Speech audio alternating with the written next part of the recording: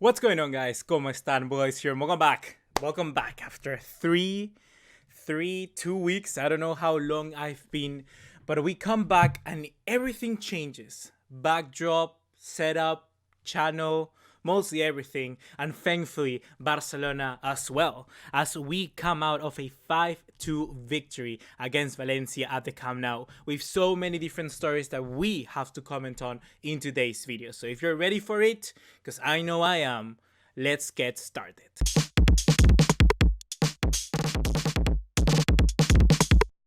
So number one thing that we have to talk about, I think, is to address the lineup that Valverde actually put, which was good, which was beneficial in so many different aspects of the game. ANSU FATI, Carles Perez, Arthur, De Jong, and Semedo. In reintroducing him, I think was so crucial. I'm gonna go over first with, I think, the guy, ANSU FATI, okay? Opening the scoring 2 minutes in, 111 seconds from the kickoff is just such an amazing feat. Like, I cannot imagine or remember anything like that of a player here at Barcelona. It is something that for now it may be seem just like an event, you know, that oh, this wonderful wonder kid from Barcelona scores, but then later on in the future, who knows, maybe 20 years from now, we're gonna be saying I managed to saw the best player in the world score his very first goal at the Camp Nou. It can genuinely be that good. I don't want to put that much pressure on Ansu Fati just yet, but this entire game of him was just superb. Every single decision that he took, every single shot, pass, everything was with 100% accuracy. He knew exactly what he wanted to do, and his confidence just helped him grow throughout the game. And you can start seeing how he just fitted into a much better overall Barcelona system, and you just know that this guy can fit right in. So I'm not saying it just yet, but I know that he will have a part to play. Not this season perhaps, maybe not the next one, but certainly down the ages. When you and me, we are with wrinkles on our faces, that era of Ansu Fati might just come to fruition. So who knows? For now, I'm just very happy that he is getting the trust from the team, the squad, Valverde more especially, because it's down to him, to Valverde, not Ansu Fati in this case, whether he can get that continuity now or just a little bit later down the road. Because if it's not with Valverde, then he will get it with somebody else. But with Valverde it would be good because Valverde is right now. The other players that I mentioned, like Nelson Semedo, was a worry for me because he got injured with Portugal, of course, in the international break. And I thought that Valverde was just going to revert back to the usual of just introducing Sergio Roberto for the right-hand side and having him be the starter, and who else knows what comes with that. But no, he decided to go with Nelson Semedo despite his short kind of like recovery from the injury. And that's very good because it tells us that Valverde is learning something. And I think that with the next point which I'm going to make, we can really just nail down a moment where Valverde, I think, is kind of changing up his mind. And that is a lot of the backlash that he has received from players like Rivaldo, Busquets, and other managers like Ronald Koeman about Frankie de Jong. I'm gonna be going more in depth about his situation in the next video, possibly, about how I think we can get the best out of this Dutch incredible generational player. But for now, we've seen that before the international break, Valverde wasn't taking too much advantage of him. He was playing mostly as a left winger and he wasn't really having that much influence in Barcelona's style of play. So a lot of people, like I already mentioned, Rivaldo, Koeman more specifically, said just basically that Valverde is doing the wrong thing and that he has to play through the middle. And Valverde did that today, and next to him was another player that can help his game, and that was Arthur Melo. I think that combination of Busquets, De Jong, and Arthur is going to be what is going to be bringing Barcelona this year hopefully a lot of trophies and a lot of smiles for the fans, because we got a midfield which really understands each other. We got a midfield in a player that just does the up and down the field, which that's Frankie de Jong, Busquets who just sits and then delivers horizontally, and Arthur is the metronome of that midfield. He decides whether we're gonna pick up the pace a little bit more and stuff like that. So it just makes a lot of sense what Valverde is doing, and I'm really happy that he's sticking to what actually comes out of games. He's learning from one game, and then for the next one he's improving upon that. And that's the sort of manager that we need. We don't need that manager to stick with the same philosophy, especially if that philosophy means to be defensive all the time.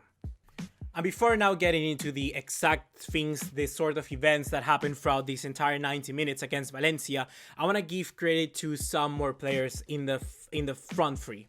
I already talked about ANSU FATI, and we all know how incredible he will be with, oh my god, that goal from the second. He was just so decisive. Oh, incredible. But I want to also mention Carles Perez. I think that physically, he was imposing his game down the right hand side like I haven't seen in a while, and I'm talking like Pedro. I'd already talked this while I was on holiday in that game between Barcelona and Osasuna, where I think that he was just being very, very powerful in the way that he played, you know, not letting other players, especially the left back, bully him. And that is something that he's continuing down in this game. I think that he's just like blasting through the players, and he's kind of like a breath of fresh air into Barcelona front three, because normally we just get the tricky little wingers, you know, perhaps not the most imposing ones that kind of rely on skill. But here, Carles Perez, with the skill and also perhaps a better body, is doing much more down that right wing, and I actually really, really like it. And he's very left-footed, and that is something that I would also like him to improve on, perhaps play a little bit more for the right. It seems that all the time he wants to cut inside when actually the option is overlapping or perhaps going with a cross. But yeah, that's gonna be learning with experience, I guess. Then is Antoine Griezmann. Antoine Griezmann, this game is kind of like the other face of his game, the other kind of like facade to his Antoine Griezmann, I guess. He was much more of the hard-working player, like, well, he was with Simeone, but while doing that sort of hard-working player, returning and falling a little bit too further down into midfield as I would like to, he was, while doing that, while also linking up with some Barcelona style football. He was also grabbing the ball and looking for just somebody running through the left hand side like Jordi Alba, or waiting for somebody through the right hand side with some even runs of Frenkie de Jong or Nelson Semedo. So I think that is very good, because he's implementing things that he has learned at Atletico Madrid, adding to Barcelona style. And I think that is very positive when we look in the long term of things, when he needs to associate himself with Messi, because with Messi, he's not always going to be, you know, the one taking up the spotlight. He's going to be having to have a much more secluded and much more kind of like game under the wraps. So I think that is very good what we're seeing from Antoine Griezmann. And then of course we have to mention Luis Suarez. A Luis Suarez that comes in, scores 2 goals out of injury with a very weird haircut. I don't like it at all. Like, it makes his face look humongous. But I mean, you don't need a good haircut to score the goals that this guy was scoring.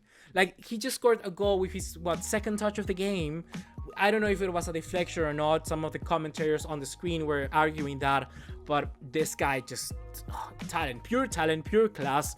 And if he can keep racking up those goals like this, it will get up his confidence for games like the one we have on Tuesday against Borussia Dortmund. I am going to leave you a hint of what I think of that game now. I think that Barcelona might be looking for a very tough act if they want to beat Borussia Dortmund at the Signal Iduna Park. But if we have a Suarez like this, just on form, with Griezmann supplying him, and then Frenkie de Jong, Arthur Busquets in the midfield, we can get a win at that tremendous behemoth of a stadium. So let's just hopefully cross our fingers and see whether Suarez can pick up that form and finally, once and for all, put it into the Champions League. So that was all individuals, and now we can finally talk about Barcelona as a team. So starting with Barcelona in the very first half, I think we just, of course, wonderful, getting one goal in the second minute, getting another on the 7th. It was a very good start, and just something which Barcelona need to continue to do every single game. Our starts this year hasn't been the best. We've always seemed to pick it up on the second half, but that game against, for instance, Real Betis, we got a lot of those goals in the second half, because in the first one we also didn't play that good. So I'm kind of like thinking that what has changed? Why is Barcelona then starting really good in this game and not in those ones before? It certainly has to do down to the attitude, and as something I mentioned also before, the team selection from Valverde right from the get-go.